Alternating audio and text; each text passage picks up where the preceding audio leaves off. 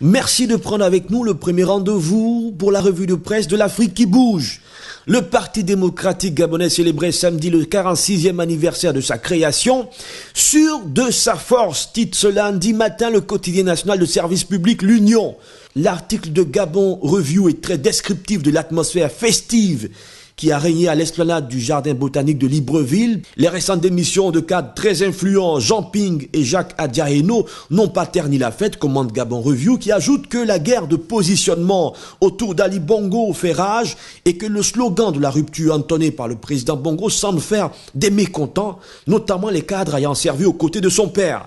Qu'à cela ne tienne, Ali Bongo poursuit sa route. L'Algérie secouée samedi et dimanche par une escalade de violence à Gardaïa, à 600 km au sud d'Alger, où 3 personnes ont été tuées dans des affrontements intercommunautaires. Pendant ce temps, samedi, pro et anti-Bouteflika défilaient dans les rues d'Alger. Une situation confuse qui a inspiré l'éditorial de notre confrère El Watan. Ouhaya, Saïd Bouteflika et l'autre Algérie.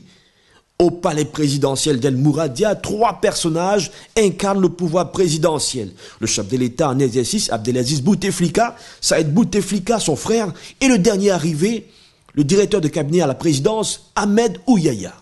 Un poste qu'il avait occupé sous Liamine Zeroual. À la faveur de la dégradation de la santé de son frère, Saïd Bouteflika a accumulé des pouvoirs exorbitants. Notre confrère écrit que c'est pour contrebalancer ces pouvoirs pas très appréciés de tous que certains caciques du Front National de Libération et des têtes de ponte de l'armée ont introduit un vieux de la vieille du sérail politique algérien, Ahmed Ouyaya.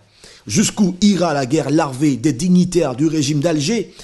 L'issue du très probable 4e mandat de Bouteflika nous en donnera un aperçu.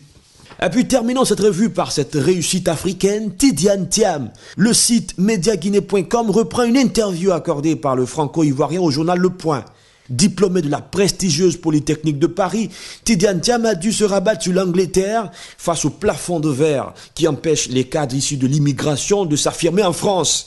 Premier patron noir d'une entreprise du FTSE, l'équivalent du CAC 40 français, il est désormais à la tête d'un empire de l'assurance qui compte 24 millions de clients repartis en Asie, aux États-Unis et au Royaume-Uni.